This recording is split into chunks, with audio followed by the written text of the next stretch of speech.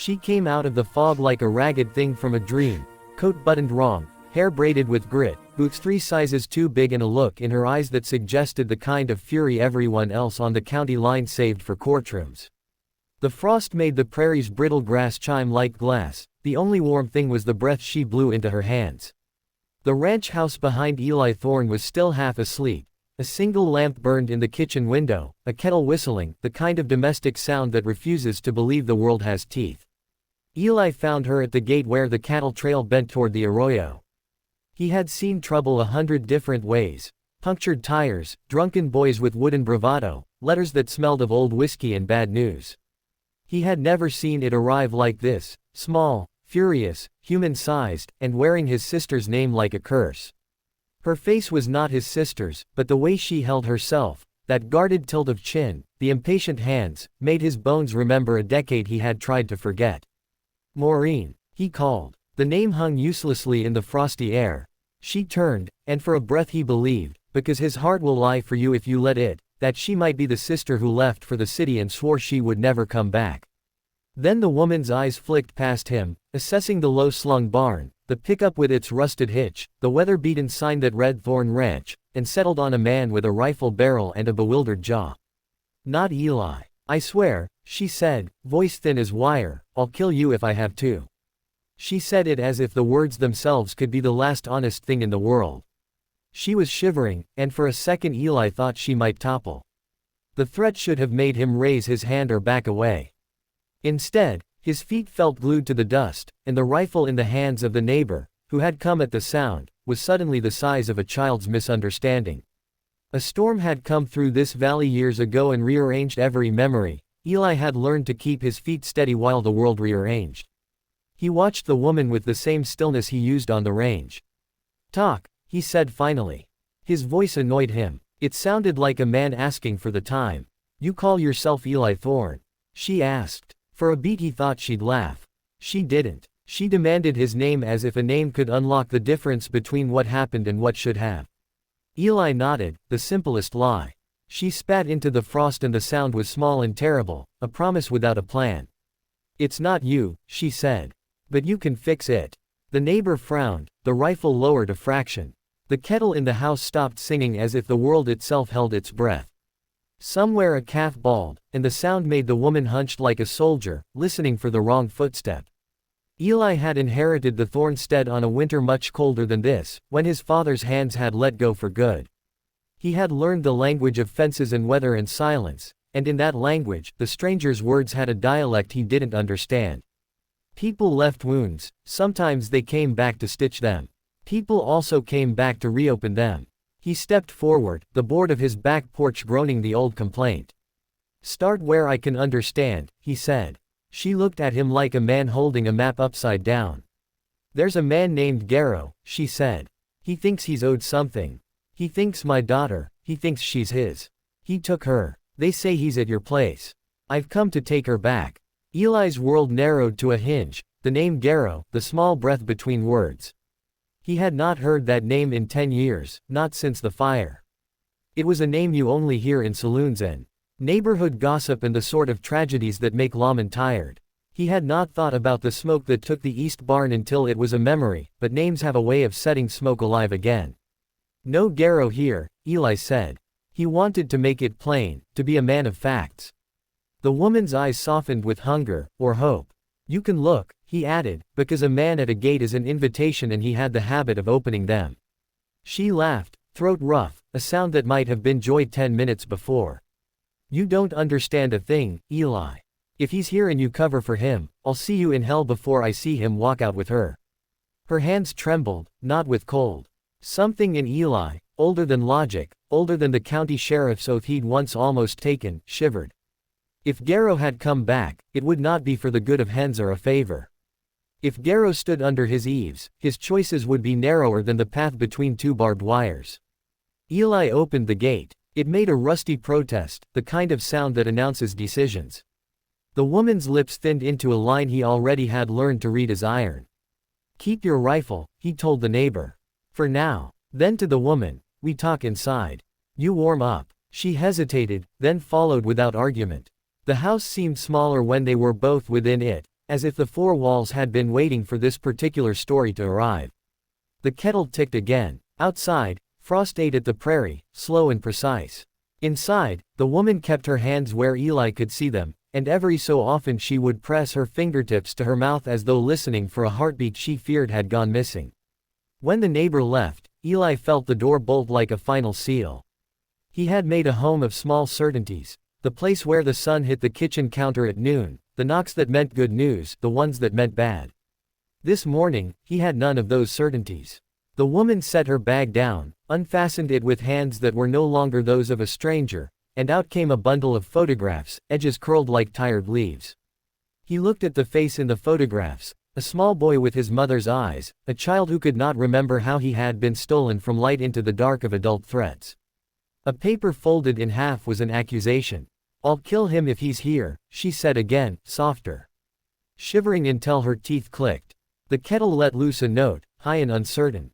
But Eli, who had stood in storms and watched cattle die slow, couldn't move. The name Garrow lived in the hollow between his ribs, and when a hollow is touched it remembers everything it has swallowed.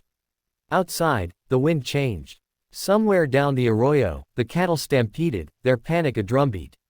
The ranch, the quiet house that held his small godless prayers, suddenly felt like the center of a map he hadn't wanted to read.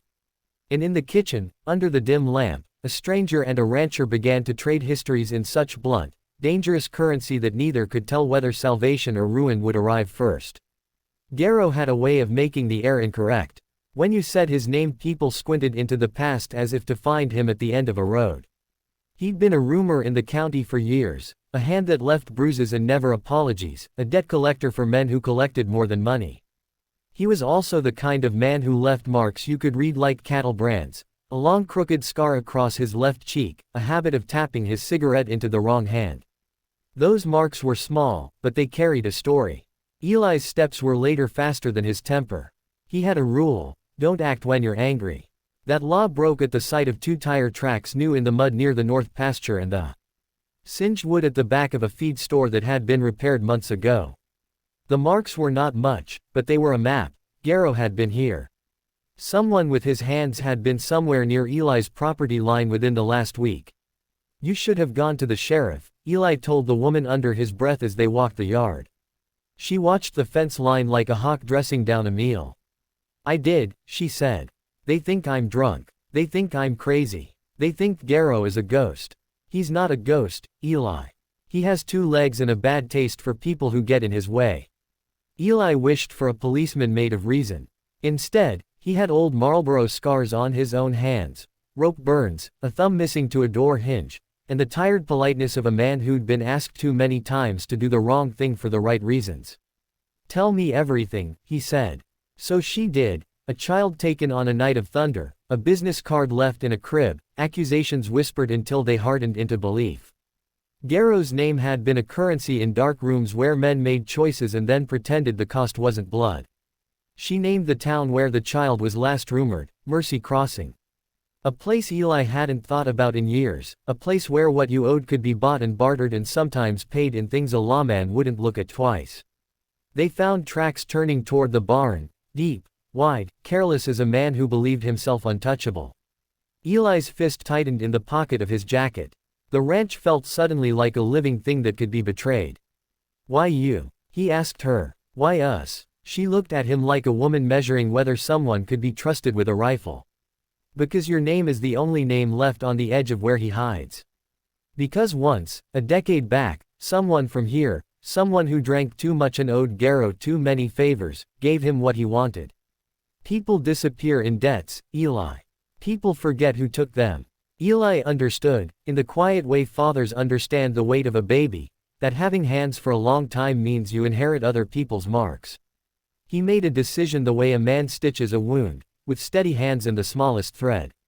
They would not leave, not while a child might be under the same roof as a man with a scar like a broken promise. They moved through the barn like conspirators, she small and quick, he slower, measured. The horses watched them with mild, bovine intelligence. They found nothing in the stalls but the drifting smell of hay and a rope that had been recently used and coiled by someone who thought they would return. The loft held shadows and a ladder with a rung chewed by an old horse. Garrow did not live in the barn, at least not anymore. Eli's phone, the thing he kept because his daughter insisted he did, buzzed with a message from an old friend, Sheriff Hale. He read it in the dim, thumbs clumsy with cold. "You okay?" Heard a woman was asking about Garrow. The message was meant to be neutral, it landed like a stone. Eli typed back a single word, maybe. They broke for provisions at noon, sharing stale bread and a tin of preserved peaches. The woman, Maureen, she said, and the name stuck to Eli like a new bruise, ate without talking. She watched the road all the same, like anyone on the edge of grief. There was a constant in her small movements, the way she checked over her shoulder, the fact that she kept the photographs folded into the inner pocket of her coat. "You have a plan?" she asked finally. She had been talking to herself in short bursts until then, as if practice could make the future less cruel. Eli thought of Garrow's scar, of the way the man's presence had tightened the rural map into a line. "Find out if he's here," he said. "If he is, we find the child. If he isn't, we find where he's likely to go." "Which is," she said. Eli named the places people like Garrow used: the bar in Mercy Crossing that stayed open until dawn, the warehouse down by the freight line, the house on the outskirts where men met men with secrets. Names were little hammers in his mouth. Maureen hummed like a low engine, putting them in order. "Garrow's not a man of principle," she said. "He's a man who prefers profit and quiet. If he left tracks here, he left money somewhere else. Follow the money, find the hand." They were halfway through a plan when a truck rolled onto the lane, its headlights slicing the dusk. A man in a suit, too clean for the county, stepped out and wore a smile that wasn't practiced so much as polished. He introduced himself as Louis Garrow. The smile made Eli's jaw drop like an animal's trap. "Thought I'd find you here, Mr. Thorne," Louis said. He tipped his hat and the scar across his cheek caught the light like a fault line. Heard a woman asking around. "Thought I'd introduce myself. Ain't good for business when folks start gossiping." Eli felt his knuckles whiten. The man beside him, Garrow, had the same face as the rumors. He was small in the shoulders but carried a weight that wanted to be believed. In him, kindness needled like a trick.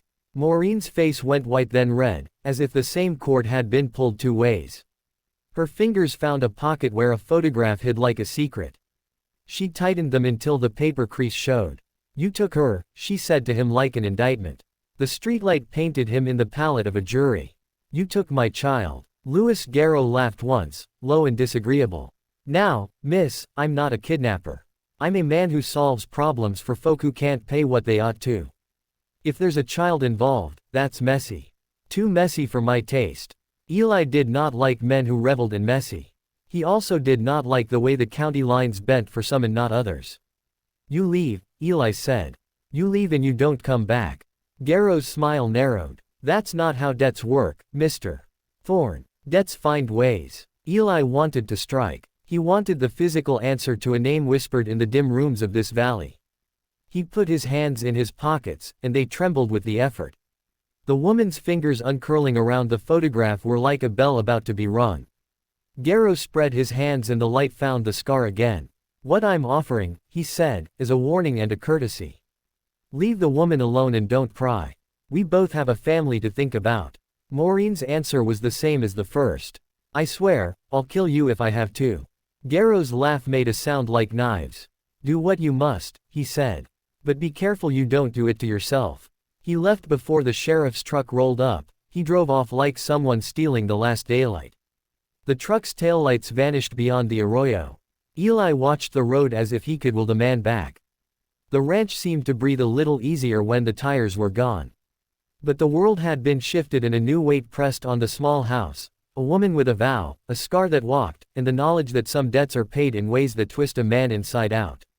Eli slammed the screen door and felt the offending sound carry like an accusation. He had a plan now, the sort of plan that could be executed in the quiet between noon and night. Find allies, follow pockets, ask questions the good folk would rather not hear. For the first time in a long time, he felt aligned with a justice that was not written on paper. Maureen folded the photographs and slid them into his hand. "Keep them safe," she said. He did not know if photographs could be weapons, but he knew they held proof. Outside, the prairie waited. Inside, The kitchen smelled of old coffee and a future on the edge of a knife. The county bar at Mercy Crossing had a jukebox that played songs like Apologies and a bartender who had learned early to ask fewer questions. Eli and Maureen walked in like two people who had rehearsed their sorrow, the man with calloused palms and the woman with a mouth that smelled of cold steel. They sat at the bar where the light was merciful and the clientele had the faces of men who had been punched by life and kept working anyway. Eli ordered coffee. The bartender, a woman with an apron and patience like a fence post, poured it with the kind of tenderness Eli had not expected. He watched her leg a keel of small gestures and decided to start small. Names, movements, what Garrow liked to drink. Start small, find the edges of the problem, then pry it open. Garrow, the bartender said after setting a cup down. She moved like all people who carry the county in their bones, slow enough to be measured. Yes, he buys rounds and leaves no tip. He's got men who follow him like he's a sermon. He don't like being asked about much. Her eyes flicked to Maureen, softening. You're the woman in the papers, the one who kept asking. Maureen nodded. She had the look of someone who had been given a list of wants by the night and then ignored until morning. He took a girl, she said. She's mine. The bartender's hands stopped. She was older than Eli had thought. If it's the child I think, the little one from 10 years back, Garrow's been seen near the freight line, sometimes at the warehouse. Folks pay him to make things go away. She tilted her head. Why you here, Eli? You could make trouble. Eli realized then that the whole county had learned his face. He had been good at pretending he was not the sort of man who owed favors and stories. Because I don't like men who think they can take things that aren't theirs, he said. It was a small proclamation but it landed. The bartender sighed the way someone who keeps history in their mouth does. Look, there's talk of a place where Garrow keeps people until they're useful. Out by the freight line, old shipping containers. He's got a man named Beck who runs things. Beck's dumb, but faithful. If Garrow's in town, Beck's in his shadow. Maureen's fingers began to tap a rhythm on the counter, a nervous drum. How do we get in? She asked. Eli thought of Marlboro scars, of the sheriff's watchful message, and of the fact that laws are sometimes slow and often polite. We don't, he said. We go straight where he'd least expect us, to the people who owe him. Men who work for him get sloppy when he's not breathing down their necks. We find the smallest fault and pry it open. They left the bar with more answers than they'd carried in, which is to say, a dangerous kind of hope. The freight line was a place of cranes and rust and the smell of iron. Beck had a face like a knot, no conscience lines, only the permanence of men who never ask questions because they're paid to obey. They found Beck by the second warehouse, a man who greeted trouble with the casual indifference of someone who had pheromones for violence. He answered questions with smirks and directions and then did what small-time criminals do, boast at the wrong time to the wrong people. Eli listened while Maureen watched the man like a hawk looking for the scent of rabbit. You can get us in, Eli told Beck flatly. He had a way of talking that made men reassess their bravado. You city slicker, Beck said. He smelled of oil and regret. Why would I? Because if you don't, someone will find you that will make it more expensive, Eli said. He did not want to threaten, he wanted to be clear. The ledger on favors can be paid early or late, and late is usually louder. Beck's eyes narrowed like a locked gate. You look like you can pay, he said. Garrow don't like it when his men get frightened of folks coming around. If you want the warehouse, you pay me up front. And you find me when it's dark. They did as he asked. Money is the universal apology and the swiftest language to buy a glimpse behind curtains. Beck led them past shipping containers with names stamped in foreign alphabets, past men who kept their faces in shadows. The warehouses smelled like sleep and the wrong kind of work. In a narrow office Beck kept like a shrine, they found photographs on a corkboard, children's faces, names, dates. Eli's stomach hammered like a trapped animal. They used the children for debt, Beck said with the melancholic wisdom of a man who had been betrayed by more than one moral code. Garrow trades them, rents them, uses them as leverage. He's a sickness. His face cracked. I didn't know when I started. Eli's hands clenched around the edge of a steel table. He thought of his father's hands, steady and scarred, and how promises can be paid in blood. Where is she? He demanded. Beck pointed to a photograph pinned with care. A small house, a sliding door. A number scrawled in the corner, a phone, an address, an account. He moves them, Beck said. But that house, he rents it under a woman's name who doesn't speak. She is careful. They turn off the lights at noon. They move the children at dusk. Maureen's face went still, like a thing resigned to armor. Then we go at dusk. Eli had 1,000 reasons to say no. The sheriff's name was a whisper in his pocket. The law could do this, sometimes. But the law moves at the speed of ordinances and good men's hesitations. Children don't have that luxury. They replicated a plan with a kind of grim efficiency. Beck would be their distraction, Eli and Maureen the retrieval crew. They rehearsed exits and whispers and the small lies that let people pass into the kind of night that could make or break lives. Maureen's hands were steady now, her shivering had transformed into the tremor of resolve. Eli felt it like a current in his skin, the sense that rightness and wrongness are not equal weights. At dusk they moved like the dark itself had sanctioned them. The little house had the look of a place that had been scrubbed clean of joy, the curtains were always closed. They watched as a shadow moved across the threshold and a man with a cigarette and the smell of Garrow's whiskey stepped out. In his arms, small, folded against breath, was a child. Maureen's jaw uncoiled like a hinge. Eli's heart was a metronome out of time. He thought of hitting Garrow in the face, of tearing the man from the world with the same hands that mended fences. He thought of lawmen and papers and the slow, ashen justice that meted out fate in courtrooms. He thought, most of all, of the child. They slipped forward. Beck's voice rose like a chorus behind them. A car backfired. The man at the door looked up. For a heartbeat Garrow's face met Maureen's, and the world narrowed to the color of a name. Keep moving, Eli hissed. She moved like someone unmooring a raft from a cliff. The child's small fingers found her sleeve. A soft sound escaped the little mouth, the sort of noise that makes men stop breathing whether they meant or not. Maureen's arms closed around the child like a prayer. Garrow's shout turned into the sound of men running. In the tight, ugly space of that instant, Eli realized what the promise had been.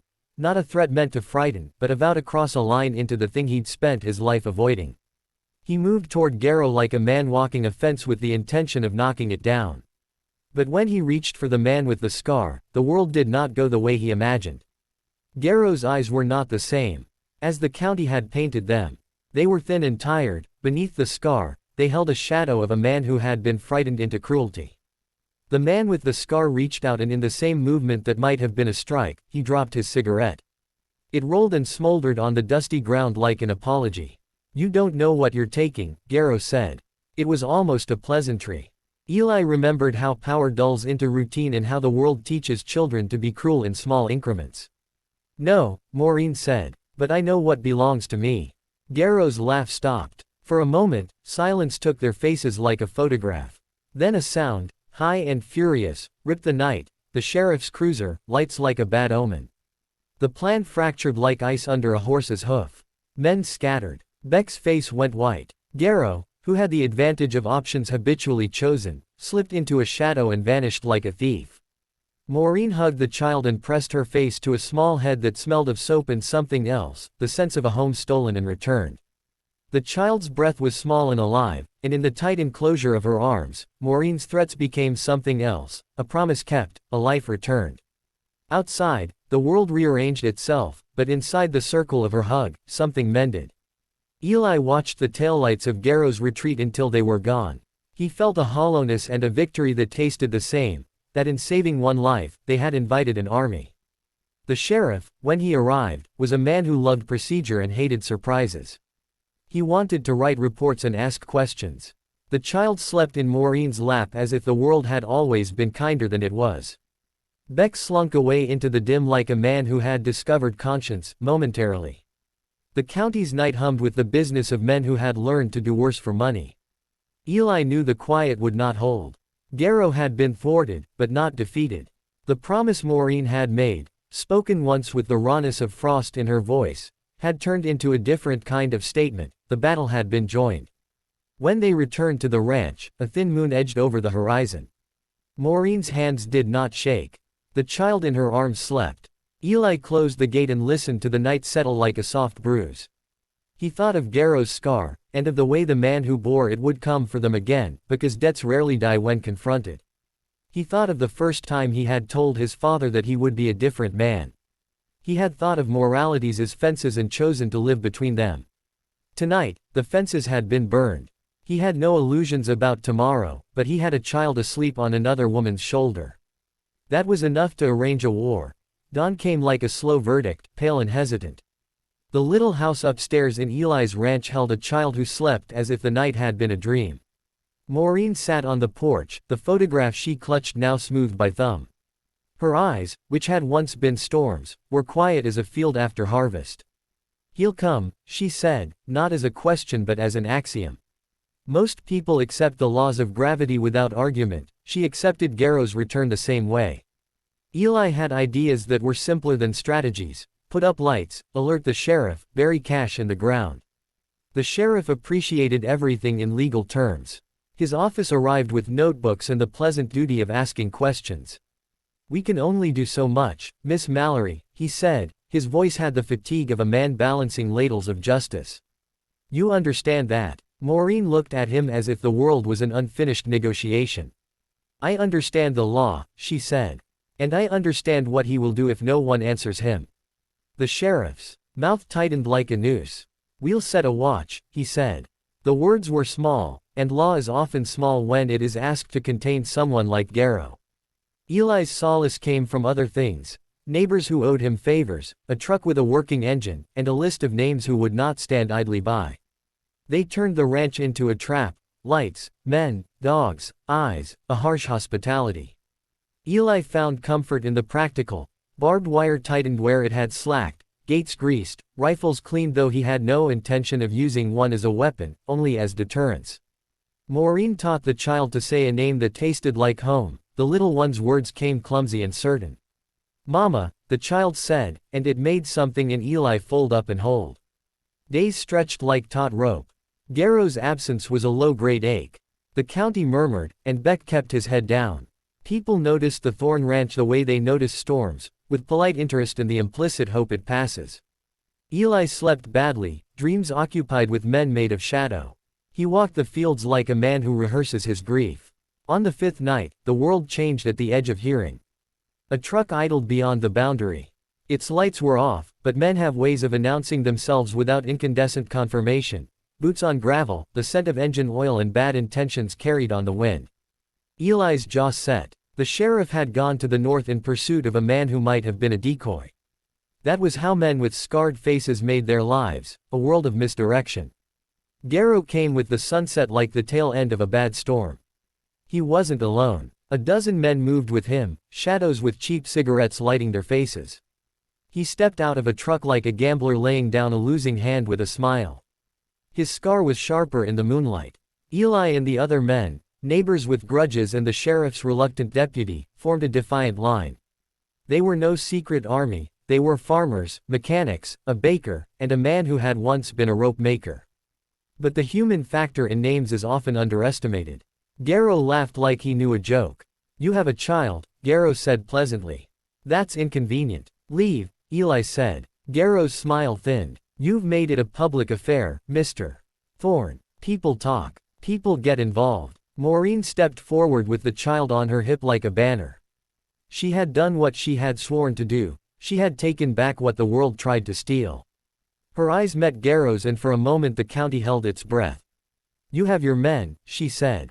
"But I have what you do not: people who remember kindness. You count currency, I count kin." Garrow stepped closer. The men around him tightened like fists. He reached into his jacket as if to find something, and every head in the field flinched.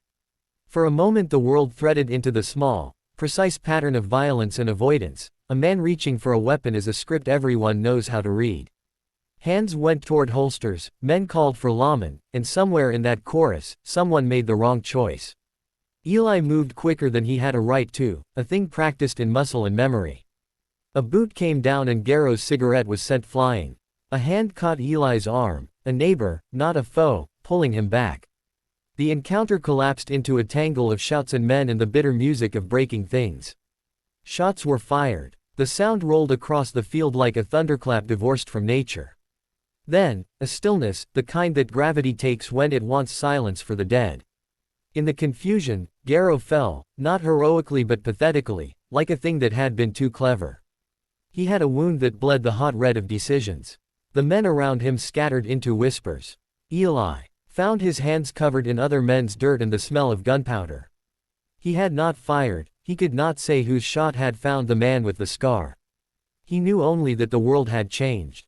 Maureen crumpled as if some anchor she had been holding had given up.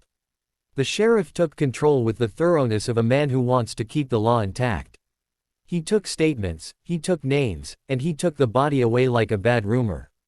The county would hold inquiries and hearings, the courts would have their say. Eli watched the busied men and felt the deep, certain ache of consequences. Was it justice? Maureen asked in the silence that followed, voice small as a child's. Eli thought of promises and why people make them. It was the end of a threat, he said. It doesn't make the rest right. They buried Garrow in a place that had the neutrality of weeds and sky. The county came in small numbers, not because they had not noticed, but because guilt leaves folks delicate. Maureen stayed near the grave like a sentinel who had found her duty and executed it. The child watched with eyes that had seen too much but still reflected a simple truth: home is a hand that returns you. Weeks passed and the world eased along its ordinary tracks. People mended fences and whispered about fate. The sheriff's report took on an official sheen and Eli read it the way one reads the weather, with the knowledge that it predicts only probabilities. Maureen packed her few things and kept the child close. She had come with a threat and a tremor and left with a child and a map of scars. On the morning she left, Maureen stood at the gate and hugged Eli like a sister who had learned the shape of gratitude. You kept a promise you didn't swear, she said. You stood where most would have run. Eli shrugged the way someone carries a weight he has grown used to. You did the dangerous part, he said. She smiled then, a workmanlike thing, and the child hugged Eli's leg and called him by some halting name. He looked at the prairie and felt older by the minute. The scabbed wound the county had been lanced. Whether it would scar neatly was a future thing. As Maureen and the child drove away, the ranch felt like a place shaped by a distant storm. He walked to the fence and ran his hand along the barbed wire as if feeling for the pull of the world. The horizon was wide and indifferent and he was, as men are, both small and necessary. The promise she had spoken in the frost, I swear, I'll kill you if I have to, had not led to the triumphant act of vengeance she'd imagined. It had led to a reckoning neither wanted, and to the sort of quiet most folks mistake for peace. Eli watched the taillights until they were swallowed by the road. Then he turned back to his house, to the kettle on the stove and the sound of something ordinary resuming its work. Outside, the prairie kept its counsel. Inside, Eli Thorne sat down at his kitchen table and wrote a list of the things he would teach his neighbor's children: how to mend fences, how to speak the truth, and the odd, sober art of keeping one's feet steady when the world asks you to choose. He would teach them that promises are dangerous and sometimes necessary. He would teach them that some debts must be paid not with blood, but with the courage to stand up when a storm passes through and do the small, right thing in its wake. The wind rose, cool and indifferent, and in the house a kettle began to sing.